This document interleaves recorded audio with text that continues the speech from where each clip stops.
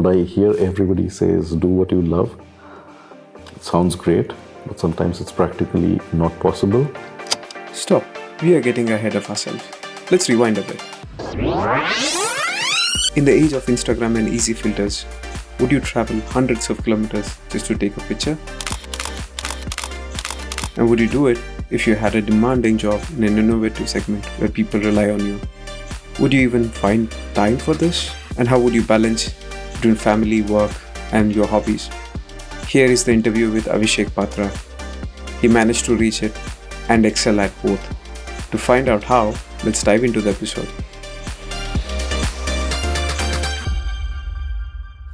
Hi Avi. Hi, Thanks for joining us today. my pleasure. So, can you paint us a picture of how is it to work in the automotive industry? Oh, we are going directly there. Yeah, we're starting there. How it is to work in the automotive industry. So I think I have very specific experience in the automotive industry, especially in ADAS and autonomous driving. So mainly we work with the sensors, the software that enables all these kind of autonomous behavior. And that's actually, if you look at the bigger picture, only a smaller part of the whole system. So I can only talk from that point of view. In the ADAS and AD domain, I think it's absolutely the golden time right now because it's really challenging, at the same time very exciting. I think right now the possibilities are immense. There's a lot of chaos, I would say, but I think with any kind of disruption of technology, that is expected. So I want to get to more into this cultural shift which is going on in the auto industry, because there have been traditionally innovations in increasing what they were doing already and on manufacturing side, whereas what you are working with is completely new and they don't have a background in software enhancements like over the air updates. All these things are quite new culturally to them, and you are in the forefront of this. So when you go to work, do you face this resistance in your day-to-day when people are not willing to accept that over the air updates are reality now compared to going to dealerships and all these things from the past? specifically for updates, I think it's going to be both over the air and dealership. I don't think you can take it out. Okay. But I think talking generally about the change in the mindset, if you would say, you can clearly see that the driving factors or the driving forces in this domain or niche in industry is coming were not coming from the bigger players to start with, not the BMWs or Fords of the world, but rather they were coming from the startup industries or even the IT giants, who actually even they were catching up to smaller startups who were thinking of the possibilities of autonomous driving and AD. Then I think the bigger tech giants came in, Google, etc. And finally, of course, the OEMs, they of course understood what is the importance of it, and now they are the big horses in the race for sure. But in general, if you look at the landscape, there are hundreds of OEMs working on this or the other topic in this domain. So traditionally, I think it has been difficult for them to accept, especially in Germany. They have their established setup and model for, I think, close to 100 years. Yeah. So it's a cultural shift. And how did you land up in this field? Yeah, that's very interesting because I think this is related to your previous question, the shift in the general technology. I have no background in automotive engineering, so I cannot explain to you how internal combustion engine works, other than maybe what one can read up on the internet. Yeah. But I have a background in electrical engineering. And what I have experience in is working with sensors of different kinds. And sensors in the autonomous world are the eyes and ears of a vehicle now. So, yeah, for this, they had to leverage the expertise that was outside the automotive domain, getting all the people in the electrical engineering domain or computer science. Plus, now if you add machine learning and AI, of course, they are also very relatively recent developments. So, yeah, so they have to tap the outside sources. And yeah, that's how I sort of landed here because it seemed like a fantastic use case compared to what I was doing. So you started as an engineer and now you're leading a team. What are some of the aspects of leading a team that you didn't think of before taking this job, and now you find, wow, this is so new to me, and in a good way and in a bad way? So, I don't think there was any like a fixed plan that I want to lead a team or involve myself in, let's say, some more non-technical activities. I mean, still it is not the case for me. But what I have realized with my very limited experience is that we have very fantastic engineers there on the ground, working and developing awesome algorithms, playing with petabytes of data to create AI models and doing it. But as I mentioned, there's a big chaos out there. It's a disruptive technology. So it's always good to give some direction to this chaos. That's what I was feeling is something that is lacking in that area. And somehow I was probably doing that well enough alongside with my developmental activities. So yeah, seemed like, okay, I'm good at it. Why not do it? So, what would you say are some of the key qualities in choosing a team leader? Who would you choose as a team leader if you had to choose someone? Difficult question. Can you choose your team leader? But I can say for myself. I mean, I always feel that when you're leading a team, I mean, like what I try to do, even though I am not developing the algorithms or anything, I'm always trying to catch up on the technical aspect of it. And given that I have a background in engineering, that of course helps. I'm able to keep pace with the guys. They are really fast, but I try to run behind them. And I think when you understand the problem and how it works technically, then you can think of the human aspect of how to deal problems. Okay. Yeah, I think a good manager is really somebody who is not really wants to be a manager. And I don't, you mentioned team lead. I don't think I have that. I just want to be a engineer who's trying to organize the development. So, as a consequence of leading a group of people, how do you deal with their cultural differences?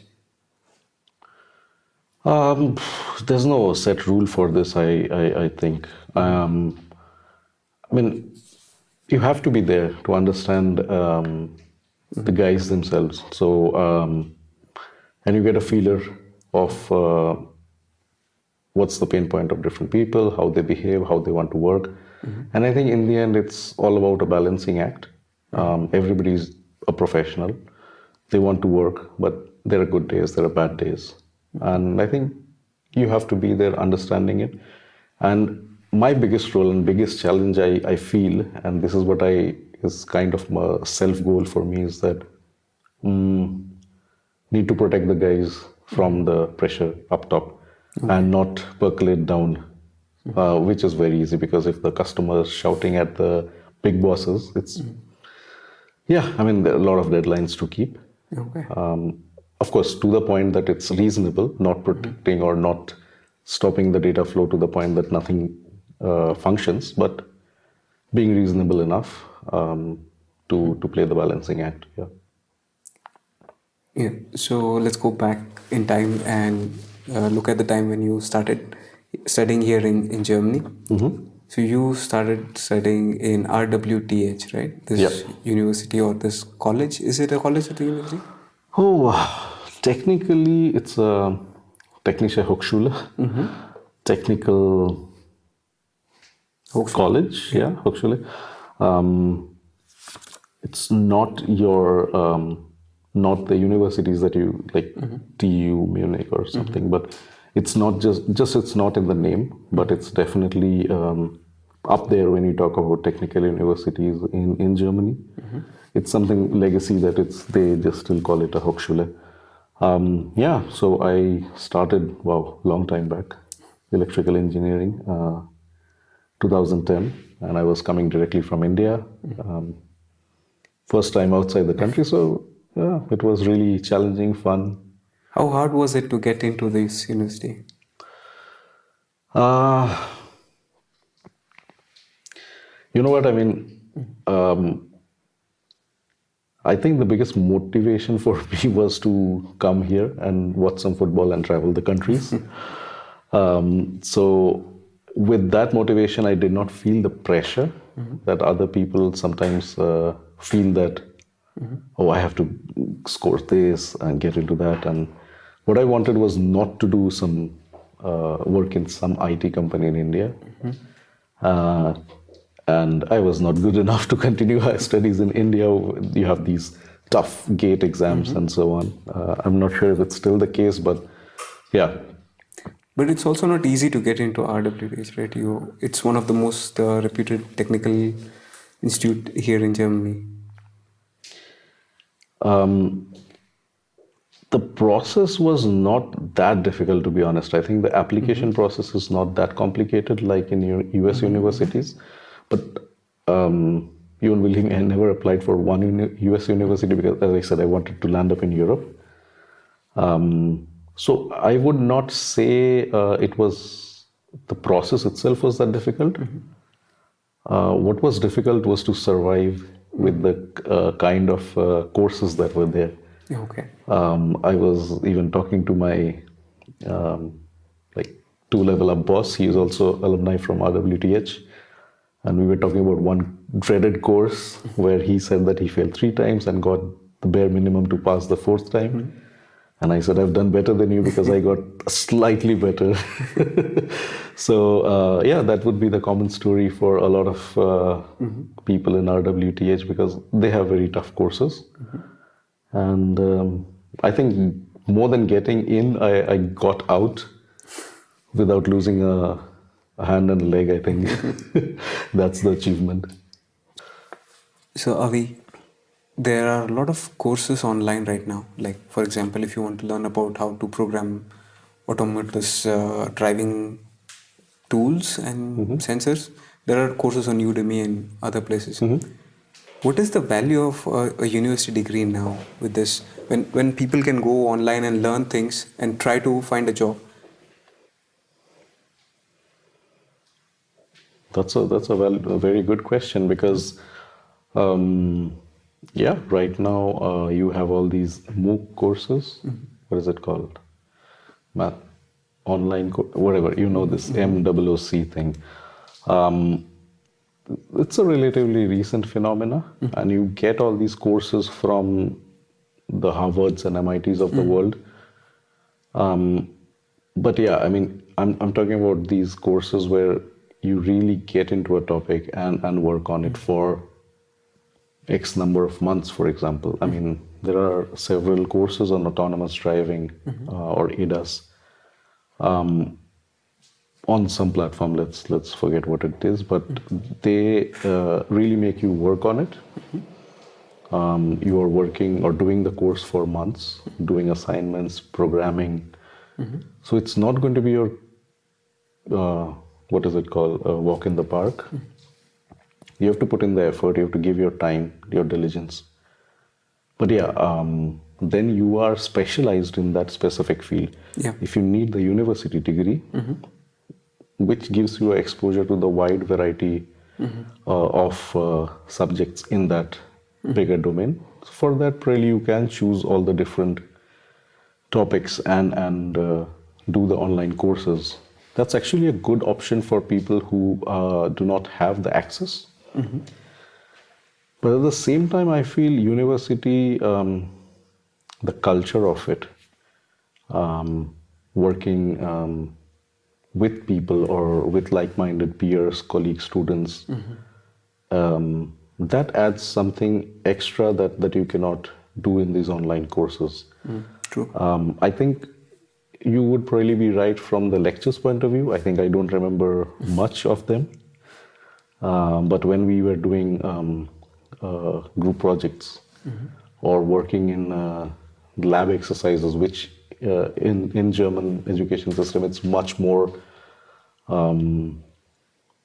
do-it-yourself kind of exercises than rather working on specific tasks. Those kind of things teach you a lot. You get to see other people working on some idea, and you are thinking, "Wow, that's a great thing." I think that you will not be able to get in the online courses. But from knowledge point of view and the theoretical knowledge point of view, yes, you get that. So you have to take it everything with a pinch of salt. There's advantage and disadvantage for both. Probably the online courses are cheaper if you look at the bigger term, the bigger picture. University education, especially in America, I know that it's pretty expensive. So it's a give and take. So, but like, would you hire somebody who has done it on their own on this one of those online platforms? And how would you evaluate that? Yeah, when it comes to working, I think a university degree or an online certificate, both of them don't prove how much you can or cannot do. It's always, I think the education section of the CV, it's good. It gives you an idea where the person has done, or maybe even they can have this online certifications. That's good to give you an idea of what the domain is. But if you want to see what the person has really done, go to the practical aspects of work that they have done. And that will give you an idea. And for me, especially if I'm looking at somebody, I'm always looking for people who can solve problems. They don't have to really work in the specific domain or need to know a specific language to really work. It helps if you come with those skills. But given a choice that somebody who has a 1.0 but no experience versus somebody who has practical knowledge, and he has also done a university degree, maybe not with 1.0 kind of grades. I think the guy who wants to do practically, execute, I prefer those kind of people. And I try to learn from them because I also want to upskill myself. And when you surround yourself with people who are the doers, then I think automatically you are also pushed up. So, yeah. So, a while ago you mentioned that you landed up in RWTH for two reasons. One was to study, another one was to travel in Europe. Traveling for you has another side to it. I know this because we are friends apart from this also, that you love photography. How did you get into that? Love for photography actually is a second chapter or even somewhere middle in the book, because I didn't really love photography for the longest time in my life. My father or my parents both have been like, so I come from a Bengali family, and it's a common saying that the Bengalis save enough so that they can go for one vacation a year. So that's the kind of household I grew up in. Holidays or vacations were always traveling to the Himalayas or some of these places, going for treks and hikes. And I think I hear the stories or even see pictures from my childhood, like 3 years old or so, going on treks. I don't remember them, of course.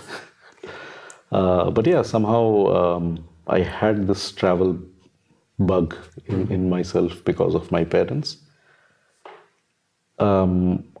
Photography was there always in my life because my father, along with being a traveler, he was also a photographer. So I have always seen a camera in my house. SLR. The DSLRs did not come back then, so I've seen all kind of manual lenses, old Pentax cameras, which really you don't even get these days. But I never really loved that. I knew how to click photos. I knew the technical differences, aperture, shutter speed, this, that. Didn't really love it. But when I landed in Europe, my idea was to that, okay, I have the ticket to, I don't know, 25 Schengen states. Okay. I'll just travel. And the first thing I did when I landed was to look for a student job so I can sponsor my trips. And for a large part of the initial years, I would just save enough, go for weekend trips. And I had a camera gifted by my parents, so I would just take it and click photos. And if you go to a Paris or a Rome, whatever you click is exotic, it's beautiful. I loved it. My friends back in India loved it. And I thought, I'm the best photographer in the world. But I still did not love photography. I was just clicking. People liked it. And as it would happen, I was turning 30. And I said, I've done a really big thing in my life by traveling to 30 countries before I turn 30. So I will write a book on that and put my images, and it will be the bestseller in the world, and people will be inspired and everything. Was it? That's when I was really looking into my photographs and said, this is garbage. This is not, I would not even look at them right now, except for the memory's sake. And that's when I decided, okay, what's wrong? Why is it that I have been to the nicest of places in the world? I have a good camera, but why are my photographs not as good as, not even a professional, but let's say the amateur photographers who are really into it? And I think that's the middle of the book, or X number of chapters later. I said, okay, I have to take photography seriously. I can't publish a book like this. So I have a manuscript somewhere, but never worked on it after that, because I dedicated myself to do better landscape photography. Okay. But for those who have not grown up with a camera in their household, I'll rephrase that question. Everybody wants to learn guitar and do good photography. Yeah. So for this novices, how would you advise to approach this? Because we tend to keep on doing this, try to get better photographs over and over again, but still not improve. But you seem to have broken that barrier. And so for that, Raj, I have asked you to come on trips with me, and you have not. So first you have to get off your bed and come. Sure. But this guitar and camera phenomena, I think, I don't know, was it before my years? I'm not that old, but when I was in college, everybody is doing one or the other, and I was not doing either of them. But I think it was more like it was a cool thing to do. I think it can get you started. You can do a little bit of this and that, but unless you start loving it, it really does not happen. So the suggestion would, don't force into it. You give me a camera, I'll go into a forest, stay there the whole day, even if I'm not clicking photos, and I'll come back home the happiest. I always say that when I'm out there with a camera, that's my happiest. That's my meditation. That's my whatever people do, yoga, to de-stress. If I sit on a computer with those images to process them, to share them, this, that, all that fun is gone. On the field, that's my nirvana. Was there any of your trips where you felt, this is not worth it, this is too hard, and it's raining, or can you share one of such stories? Every time, because photography is, especially, so I am doing a lot more of landscape photography now, and that means you are going to environments to capture that specific light or specific moment, which one is not usually seeing. So for that, it's really difficult. I mean, summer times are the worst. You try to shoot the sunset, then maybe try to shoot some astro stars, the Milky Way maybe, and then there's the sunrise. So if you want to do all three of them, which one would try to do if you're in a really nice location in Austria or in the Dolomites? Just imagine sunset is happening at 9 p.m. Then you are staying awake till say 12, 1, whenever the Milky Way comes up, and then sunrise is at 5. So it's crazy. Plus, then to access these difficult places, you are often like I am doing a lot of hikes. The only reason for me to get some kind of fitness in summer is so that I can carry my 12-kilo backpack and go up the mountains. So that's difficult in any case. Plus, then you are doing this kind of schedule, sleeping in a tent. It's difficult, but I think when you reach that destination and you are there all alone with the stars, I think that gives something feels inside that's really nice. Okay. And I think all the pain is forgotten. Wow, but that sounds like a very grueling schedule. How do you balance between that and your work? That's a good question. I mean, it's difficult again because that's not my day job, but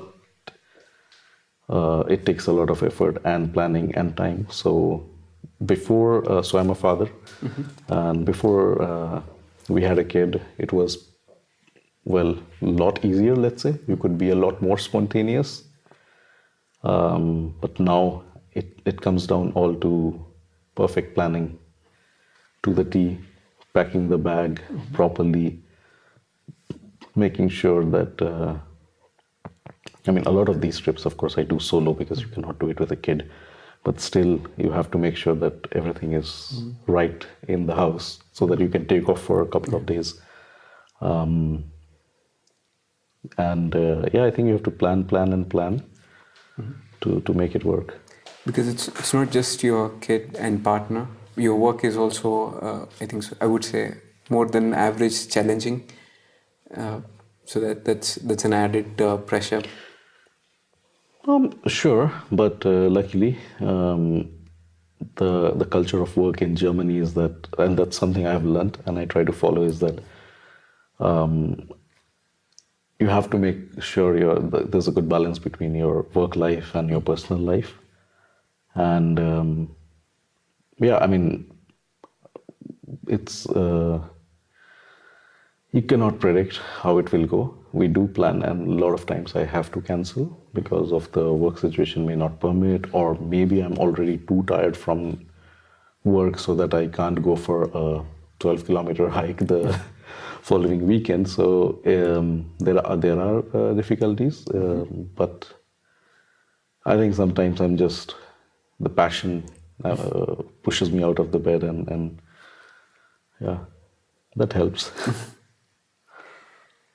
So you take these wonderful pictures and come back and try to edit them with your tools and publish them. Do you use any of these generative tools along for post-processing? For post-processing, I gave it a try to. So Adobe Photoshop has already integrated some of these components. Already they were doing it even a few years back with, let's say, sky replacement or removing objects from some part of the picture. Nowadays, of course, it has developed to such level that you can add a whale and a mermaid to your background.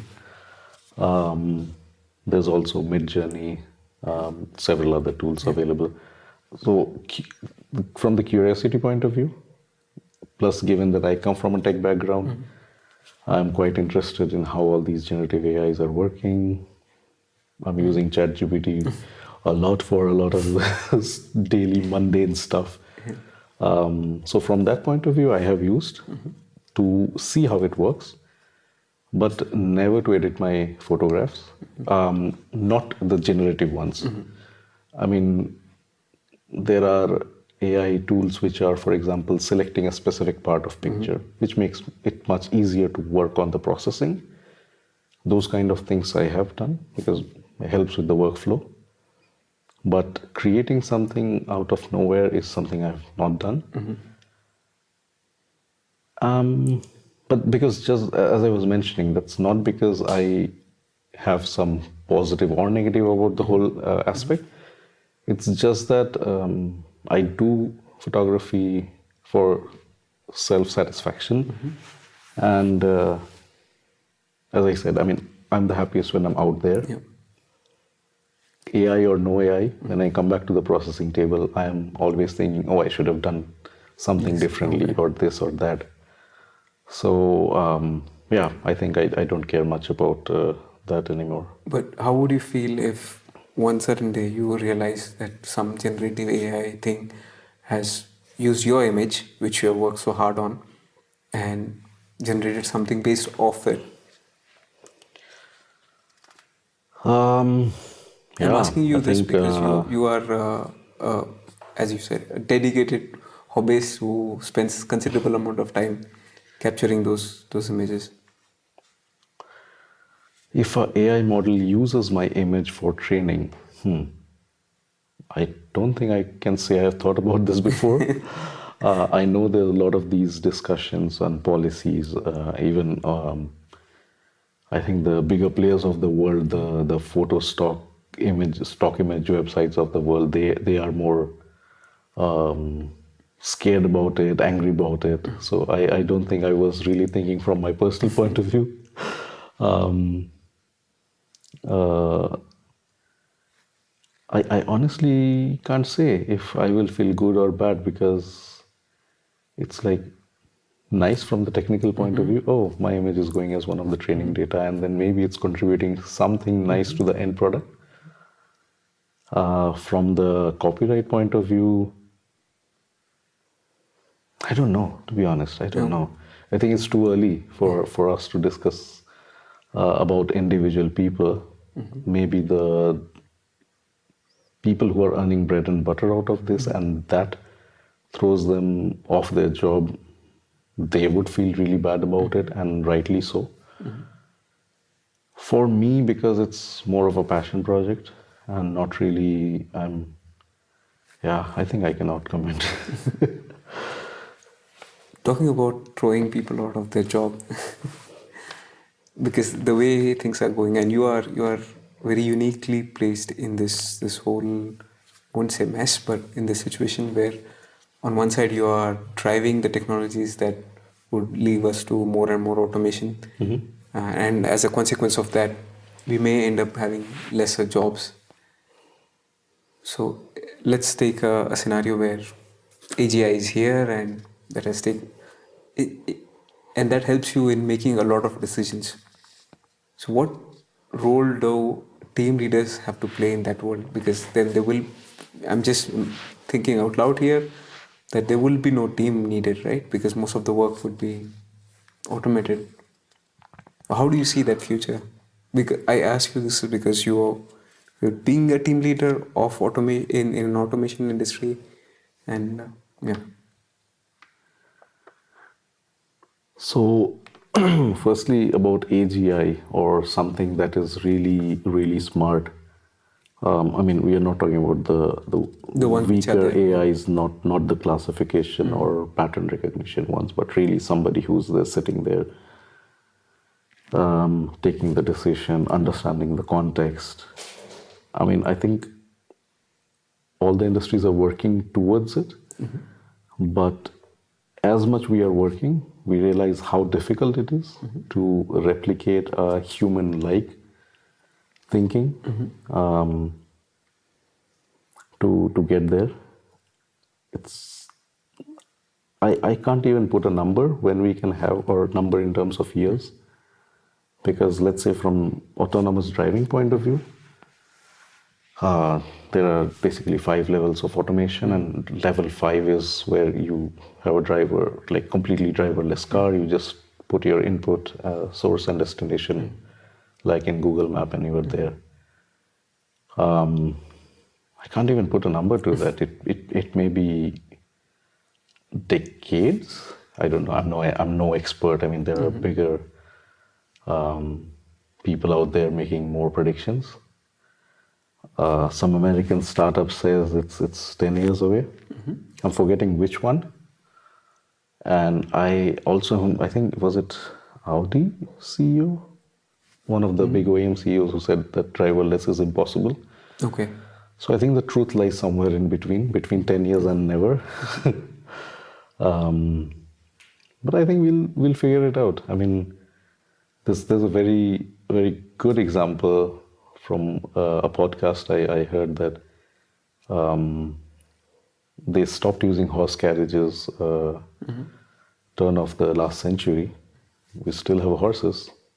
True. So I don't think humans are going to go away or their importance is going to reduce. It will help us a lot in a lot of activities that we do every day, but we will also evolve. Yeah. Technology has taught us how to evolve. We search on Google very differently than we were doing 10 years back. True. So we will evolve. So what advice would you give somebody who's just starting to look for a career or going to a university as a person? I'm not that old to give advice to people. But I think what I hear everybody say is do what you love. It sounds great, but sometimes it's practically not possible. So you have to be smart to choose something that's kind of in the direction that interests you, that you find challenging, and after all, gives you enjoyment and motivation to work on that every day. That's how I landed up in autonomous driving domain. I come from a very different background. I was working with 5G, researching on that, and realized really I don't love it. And with my knowledge of sensors, I decided, okay, this is a good use case, and I see myself working on that challenge. And that's how I landed. But I think things will change as you go ahead. You will have to figure that out yourself. Be smart enough to realize that, yes, you need to recalibrate yourself once in a while. And I think the one thing is that, of course, I see this, maybe this is how human social behavior is changing over time, is there's a need for instant gratification in every sense, in jobs as well. I am slightly old school in that sense that you have to pay your dues to get to somewhere up. So I think that's it. Thanks, Avi. Thanks for that great advice. Thanks a lot for inviting.